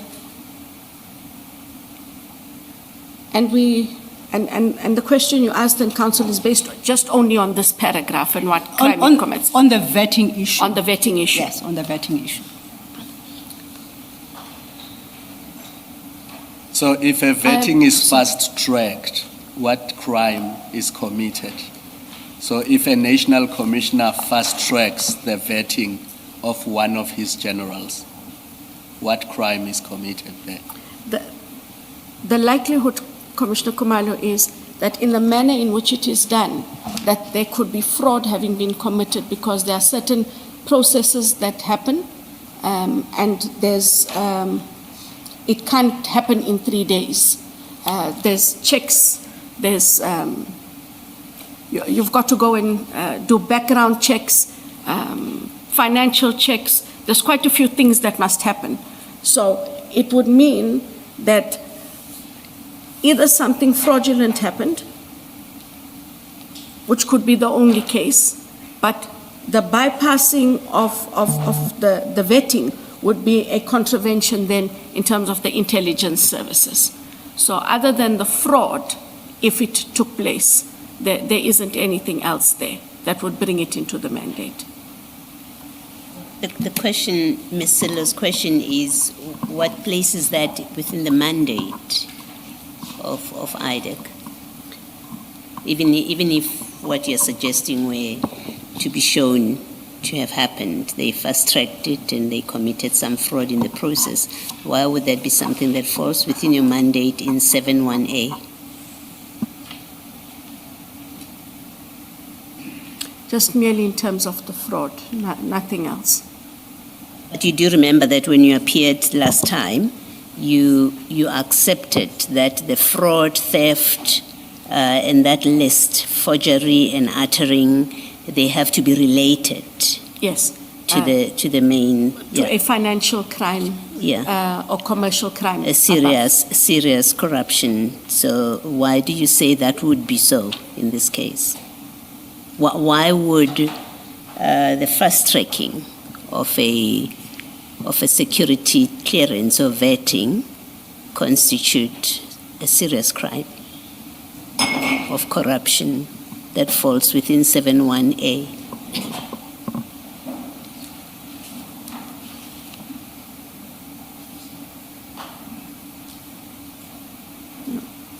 I hear you, Commissioner Baloy. I can't take it further than the point that you've made. Is another way to your answer a clearer way that you don't see why it would be a crime As it stands here, I cannot see. that comes within your mandate? Yes. All right, thank you. Yes, Mr. And we know that General Khumalo is facing charges and potential arrest under case 453/06/2025, and that's pertaining to the vetting issue. Is that correct? The warrant of arrest that was suspended, it relates to the vetting issues, doesn't it? I speak under correction. It relates to the vetting issue of General Madondo. Of General Madondo? Yes. And And the fraud related to that vetting. not General Khumalo's own Not General vetting? Khumalo's vetting. Okay. It relates to a role he played allegedly in General that Madondo. contravention. Thanks for that. Thank you for that clarification. When you, So he potentially faces an arrest for something that may not fall within the mandate of IDEC, given this last discussion that you and I had. I cannot say that not having full sight of all the evidence, given that the allegations against General Madondo in that matter relate pertinently, from my recollection, to her having committed fraud, having misrepresented her position, and that he then knowingly accepted that fraud and then perpetuated the process further, not that's the why- vetting. Yeah, that's why I limited my question to our vetting discussion, that insofar as that a charge that he's facing may relate to vetting, one of the charges, if there's more than one, may relate to vetting, that potentially may be a charge which doesn't fall within the mandate of IDEC, given what we have discussed. Yes, it would only be the fraud relating Yes. to the alleged fraudulent documents, remarks, etc., that would have been made by General Madondo. Thank you. Johnson, do you not sign off on the processes that lead to the warrant being issued? Does that happen behind your back? I was under the impression all along that before your investigators can seek warrants, they have to come to you for sign off. No, Commissioner. What they do is before they sit with the prosecutors, and they then compile those applications for the warrants. They are checked by the prosecutors and by the deputy in that team. So you play no part in that process? Not in the warrant process. We are then briefed afterwards that, or before the warrant is executed, sorry, Chair, that before it is executed, we are then briefed that there is an impending arrest.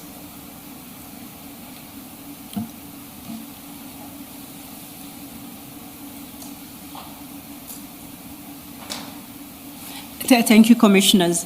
Then on the logic of case number 453/06/25 against General Khumalo regarding General Madondo's vetting or the lack thereof, I take it IDEC is preparing to charge and arrest former Minister Bheki Cele and General Masemula for General Khumalo's own vetting shortcomings. Logic dictates that should follow. As I indicated, I'm not vested with the cases at the moment, but that logic does That follow. logic does. Yes. I can't argue the logic away. It's on the logic of your answer. Would it be appropriate, though, to be investigating such and threatening to arrest Minister Bheki Cele, former Minister Bheki Cele, and General Masemula for the fact that General Khumalo was hired into crime intelligence without the vetting clearance, in the absence of any fact that he in fact did not have clearance, which was an absolute prerequisite for his appointment? Is it appropriate to follow that line of investigation culminating in potential charges and arrest based on what you have at 3475? No, unless they fall within other offences that are not here. Well, it doesn't have other offences thus Yes, far. that, And this is a statement that was commissioned by Mr. Perumal on the 6th of January 2025, as you see from page 3746. And just like our Sorry. previous sorry, page 3476, you remember we changed? 3476, yes. Yeah. We changed numbers, Yes. numbering. Just like the previous one we had, they seem to have this perennial problem of being signed both at Pretoria and Cape Town. It's consistent, that error, through all of them. Are you able to shed some light as to how this comes about? So, when the Commissioner of Oaths chair fills in, the Commissioner of Oaths fills in, as you see, they sign their full names, their office, the address of where they are stationed, and the agency for which they work. It is for that reason, on the right under Mr. Perumal, you will have the full names, ex officio, he's a chief investigator, the investigating directorate, corruption, IDAC, Brooklyn, Pretoria, National Prosecuting Authority of South Africa, Pretoria. The part immediately under Mr. Adams' under Mr. Adams' signature, that says where they were when they took it, which was, they took it on the 6th day of January 2025, and it was done in Cape Town, with Adams having signed in Cape Town. Mr. Perumal signs as the Commissioner of Oaths, but that address that he appends is the address for where he is stationed as the Commissioner of Oaths. No, if I may just interject, I apologize. Okay. My challenge lies in the wording above Mr. Perumal's signature. You see, it reads thus, done and signed to at Pretoria on the 6th day of February, that's typed. And at the conclusion of that paragraph, it says, in my presence at Cape Town. No, they have to explain. That I hope is just an honest error. Well, it happens across all of them. Yeah, because No. it's, if we work on the logic of how it's up, everything else is logical, including the date stamp, because IDAC only has a national office, which is Pretoria, but they, Councillor, can't argue that away. Oh, no. It's- No, I'm not attributing it to you in any way. I thought perhaps you might be able No. to shed some light. No, I absolutely cannot. If we then go to 3477, it's a preamble to a statement, but this one, if you note the top right corner, it doesn't have a CAS number. And at 3478, it lists fraud and corruption as the offenses. And as you correctly pointed out earlier, the statement, it doesn't have a handwritten statement from the docket by Mr. Adams. Somehow it's not available. What we have instead at 3479 is a statement, once again of the 6th of January, signed by Mr. Adams and commissioned by Mr. Perumal. This is the affidavit you referred to a short while ago regarding the case, the transfer of Major General Madondo.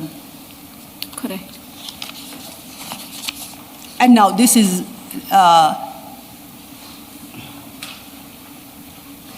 the case you suggest both General Madondo and General Kumalo were due to be arrested for in June 2026.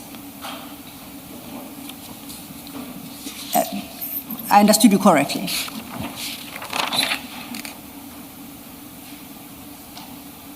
This would be Brooklyn 543. That's what you had indicated earlier. We know 453 is in respect of the top secret clearances. You recall when we were looking Yes, at... that would be, yes, if you look at, I think that sorry, Chair, I don't mean to waste time. No, not at all. With the chair's permission, of course. Because the if you look at 3481 and 3482, if the numbers have remained, that's Brooklyn CAS 543 of 6/2025, and that is the CAS that then refers, yes, correct, to Madondo and Khumalo. Now, staying at 3479 then, we say the allegations relate to the questionable lateral transfer of Major General Madondo from KZN to CI head office by Lieutenant General Khumalo, who was assisted by other senior generals to do so, knowing that she had failed to secure a top clearance for many years. First leg of that, why is IDEC charging General Madondo for that based on what Mr. Adams alleges? What wrong did she commit by being laterally transferred? There is no suggestion that she committed fraud by misrepresenting or otherwise her clearance position or status.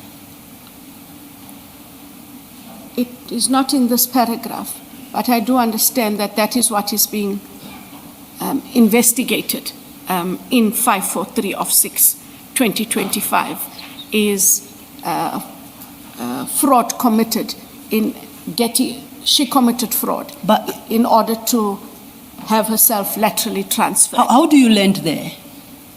This is all you have regarding her transfer. Yes. How do you land at a place where you say she committed fraud? No, I'm saying it is not in here. Where is it? It is in the rest of the docket where they have other statements. They're not Adam's statements. So I take your point again, as we did about the vetting, but just to indicate that there was in fact a fraud investigation that that was undertaken, given her own allegedly fraudulent conduct. It's not in this paragraph. I accept that.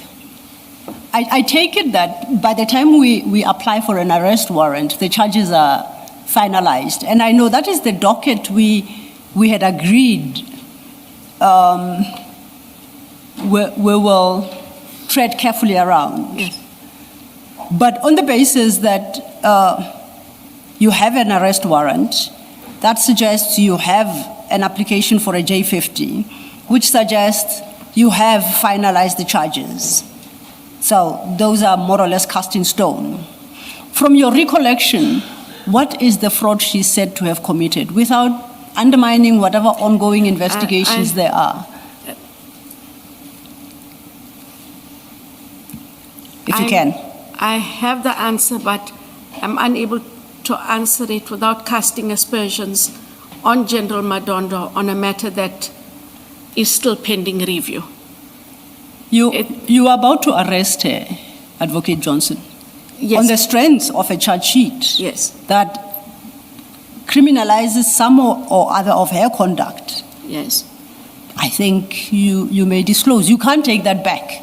The only way you can take it back is for that warrant of arrest to be withdrawn and the charges dropped. So it doesn't, the nature of the fraud that underpins that charge and justifies the J50 remains. Whether you say it here or you don't say it, it's there on record. It can be changed. I understand that, but if Chair, you will allow me, this matter is under review.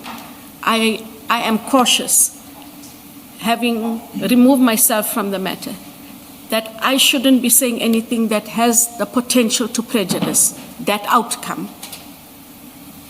The review relates to representations she may have made, and it goes to an independent panel. And I'm merely saying that any utterances I make might have a negative influence. And I shouldn't do that, because that matter should be adjudicated on the strength of what is there before an independent panel. I'm not sure if the Chair would allow me that, but that is the basis on which, Chair, I'm not trying to be obstinate. It is the basis on which I would prefer not to answer. I'll support you in your request to the Chair. I'll leave it there. I will not pursue it any further.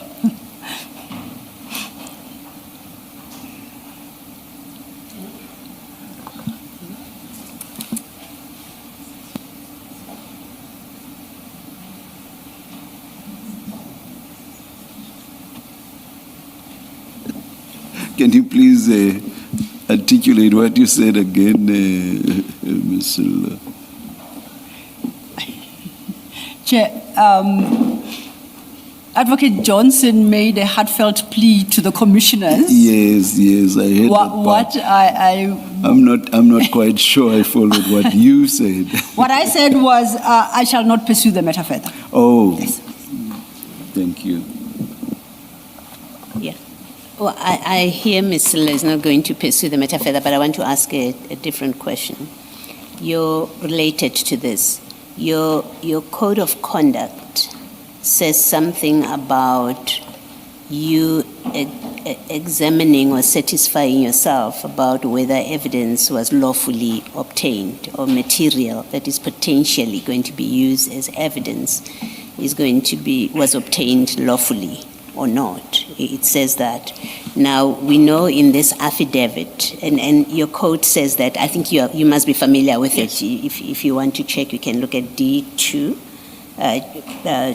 G, and then I think, rather H, in fact. And then if you want, you can look at I, but you're familiar with this. Now, in this affidavit, Mr. Adams says that this information about General Madondo, he knows it from the documents that were pushed under his door in Parliament. And you remember we had this conversation last week about crime intelligence information having clearly been obtained, not lawfully given. Did you, when you see an affidavit that says this, or when you get a briefing, because you must have been given a briefing, I expect you would have asked the question, how do we know this? Where did we get this information about the vetting of General Madondo? And you would have been told, what were you told about it? How this information was obtained? According to the feedback, the information was obtained, Commissioner Baloy, through the Section 28 subpoena processes that followed after the 6th January engagements with Mr. Adams. Okay. So documents were subpoenaed, So and they would have been provided. Well, in his affidavit, he tells you, or he tells Mr. Perumal, how he received this information, the very affidavit you're looking at, and he Yes. says, I attach here 2 documents which were pushed under my door, my office door at Parliament, and which relate to Madondo's application. Now, it doesn't call her General, so I'm reading, it's not me being disrespectful to General Madondo, which relate to Madondo's application for security clearance marked FA. So Mr. Perumal, or Chief Perumal, knows from this that he's now receiving and looking at information that that was not lawfully obtained, and that Mr. Adams is not entitled to have access to and to have sight of. And so my question to you is, was that inquiry that your code of conduct says you must satisfy yourself whether that evidence was lawfully obtained, was that done in this case? Or you were all just happy to get the information and then carry on because it takes you down a particular path of inquiry? No, Commissioner Baloy. I hadn't gone through the details of all his A1s, but I do see here where reference is marked to FA1. I have not seen FA1. In fact, when we were conferring, I was saying, am I missing something? Where's the FA1 that ought to have been here? If, in fact, FA1 was provided to Mr. Perumal, then we have to determine what that FA1 was. And if it is a classified document, then that is a problem. That should be dealt with. I haven't seen FA1 at all. Yeah, let's assume that FA1 is exactly what Mr. Adams says it is. He says it's information or a document that relates to Madondo's application for security clearance. let's assume that for purposes, because that's what he tells us. Let's assume it's that and it was attached. You say it's a problem, it should be dealt with. What is a problem about it? What is the problem that you say it is a problem? And when you say it should be dealt with, what does that mean? So, if the document is in fact a classified document, there are two things. One, Mr. Adams should not have been in possession of the classified document. If it isn't a classified document, we all agree that that isn't a challenge. If it is is it not a challenge though, even if it's not a classified document, it's crime intelligence information. He didn't get it lawfully. It contains the personal information of a person, and he's telling your investigator, your chief investigator, that this was not given to me by General Madondo. It was under my door. It was put under my door. So we know he didn't get it properly.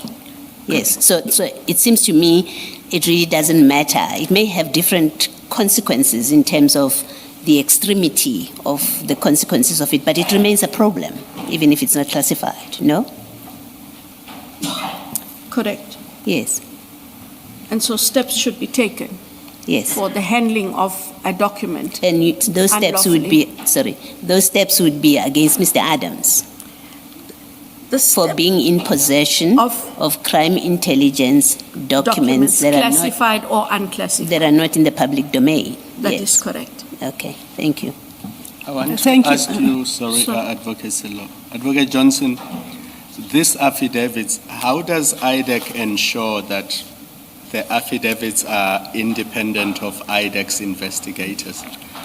It bothers me that it is IDEC that goes to the complainant, purportedly to obtain a statement. And then the same IDEC investigator commissions that statement. How does IDEC ensure that that is in fact the witness's statement and it is not the work of the investigator? In other words, the investigator does not draft a statement for a complainant because we know the starting point is your 27 is deficient. It does not have enough information to enable IDEC to commence an investigation. Or it doesn't even bring what you are saying within IDEC's jurisdiction. Now, IDEC says this is not enough, I want something more. And the very investigator that goes back to the complainant now commissions the same affidavit. How does IDEC ensure that the investigator does not push that agenda to ensure that the follow-up affidavits now contain the information that will clothe IDEC with jurisdiction it did not have when the complaint first came in? I mean, is it not more appropriate to say, your statement is not enough, go make a statement that deals with these issues, have it commissioned, and then give it to IDEC, instead of IDEC being the one that solicits the affidavit and commissions the very affidavit it has solicited? So, if I can start one step back. Ordinarily, Commissioner Kumalo, and I know that this is within your remit and knowledge, when investigators, and it's not just IDEC, whether it is the detectives, including DPCI, they go and take statements of the witness, and they commission the statement.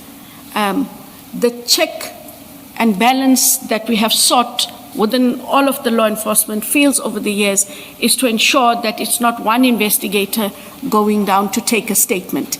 In this instance, it was the prosecutor, Advocate Ramsamy, who was supposed to have been present, together with Mr. Mansa and Mr. Peramal. So much so that it must be an engagement with the witness, and as the witness talks to the issues, they are noted. And then the statement is drafted. It has to be read back to the witness. And when the witness agrees, the statement is signed and commissioned. That's what happened in this case? In this case, that is why there were the three of them. And that is the practice. I'm unfortunately not Is it to avoid the very issue that I'm raising, that it cannot be one the person. same investigator going to a witness and saying, do a statement for me and I will commission it for you. Correct. Especially in circumstances where even the original Section 27 was solicited by the same investigator. It's different from a police case where a complainant would come to a police station and would lay a complaint or make a statement. Then the investigating officer would do follow-ups. Here, the original statement is solicited by the same person who commissions the follow-up statements. I hear you, Commissioner. I can't take it further than the point I made about why there's more than one person who goes. Yeah. But I think in terms of perhaps advice and recommendation, it should be stipulated that it is preferable that that kind of engagement not happen and it be an independent investigator. And I'm not suggesting that this is what happened here.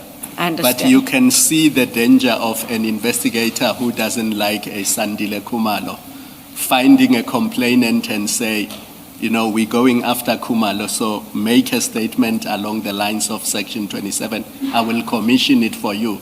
And on the basis of the very statement, I will then commence an investigation against, you know, the person that I don't like. I take Commissioner's point. Thank you, Commissioners. Yes, Commissioner. Just to clarify names, you have more than once referred to Mr. Manta. Is Yes, that the ma'am. same person as Mr. Rapesu? Rapesu. It's the same person. Thank you. Oh, thank you, Commissioner. I thought it was yet another person. I had him down as Mr. Manta. Oh, okay, clarified. Staying with 3479. Sorry, 34? Staying with page 3479. This is regarding General Madondo. And following on your engagement with Commissioner Baloyi, I'm at paragraph 3. We know the complaint is that she got this lateral transfer without a top secret clearance certificate. At paragraph 3 states, Madondo poses a risk to CI, the subs and the country. I'll skip the next sentence. The last one, I don't understand how a senior officer who cannot be trusted is able to access and be in possession of intelligence reports and documents. Now, on the basis of these allegations and subsequent investigations, then IDEC has charged General Madondo in terms of CAS 453/06/25, correct? Correct. Why? I take it Mr. Adams is also being charged. What's good for the goose must be good for the gander. If General Madondo not having that clearance certificate poses a risk to CI, the subs and the country, I dare say so too is Mr. Adams. You agree that he doesn't have you're not aware of him having a top secret clearance certificate, and yet he is handling documents seemingly that come from crime intelligence and for which he doesn't have lawful access or authorized access. Once again, we are in that logical terrain where I say, if we accept that General Madondo has committed a crime and poses the risk that is articulated at paragraph 3, so equally too must Mr. Adams. Logic would dictate for me, unless I'm persuaded otherwise. No, logic dictates correctly. Yeah, correct. So we can expect IDEC to act at least on their very whistleblower on this part, on this point. If I speak under correction. Absolutely. But he is arrested, I think, amongst others, for this contravention. By IDEC? Not by IDEC. No, it's Yes. IDEC. Remember, Yes. it's IDEC who sought to arrest General Madondo. Yes. And this is part of the same investigation. It's facts flowing Absolutely. from the same investigation. The So law- arresting General Madondo, equally, I say, Should unless be- there's a reason why IDEC then decides not to take action against Mr. Adams. Would there be a legitimate explanation for that? No. Okay. Well, we will see. Lastly, when we started last week, we've been asking about the documents that Mr. Adams says, he does say so in his Section 27, that were shoved under his door at Parliament.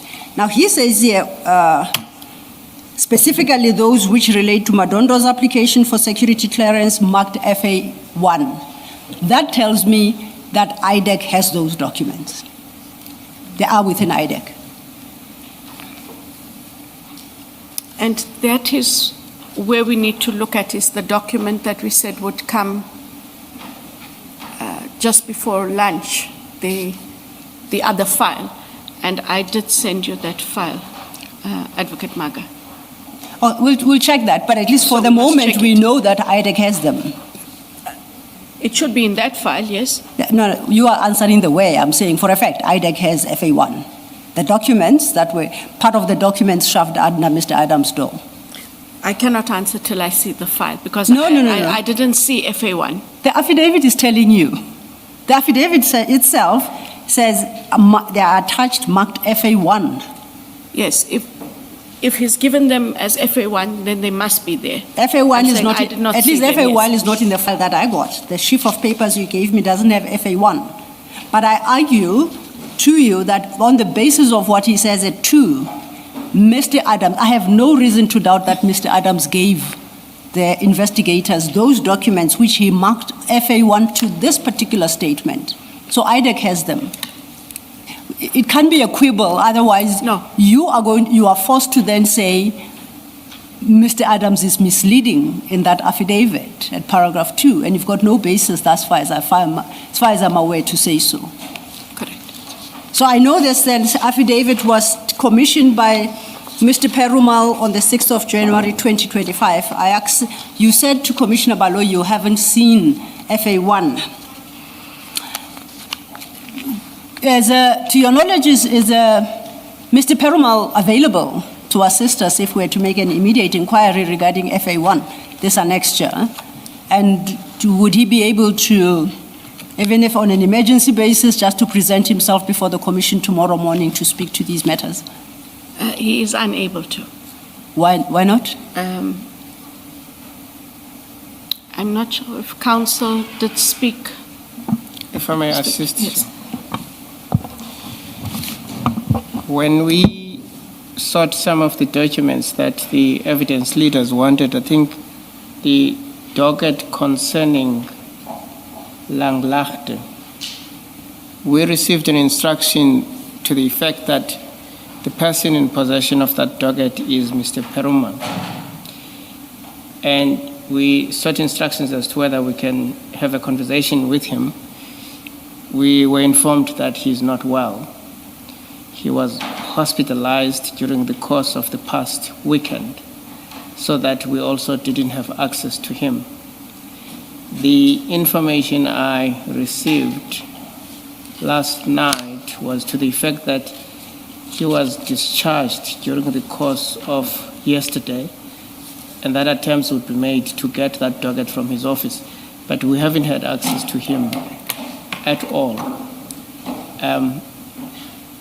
Fortunately for me, I haven't a medical certificate of any kind. So I don't know what is the actual problem with him. Hopefully during the course of lunch, one will get an idea, because part of the promise that was given to us was that that docket would probably be available around about lunchtime, because somebody was going to be dispatched to his office during the morning session today to try locate it. So we'll get some information during the course of lunch, and hopefully we'll have something to say to you after the lunch adjournment. Thank you, Mr. Bodlani. Thank you, Chair. Thank you, Mr. Bodlani. Then if I may, as has become standard request, that as you communicate with Mr. Perumal, I don't know how, this is one of the documents that we are looking for. We are looking for the FA1 to the affidavit that he commissioned on the 6th of January. Commissioner, through you, I will take a chance at lunchtime, because it is important to do so, and see if we can get him on the telephone. If not, if there's a family member that does answer and he's able to answer their question, is just to ask if he can just give us an indication. That much I will try. But Thank for you so the much. docket, I am aware that someone would bring it to us not later than lunch. Thank you. Thank you, Chair. Thank you so much, Advocate Johnson. I'm indebted. The next statement we have is at 3483.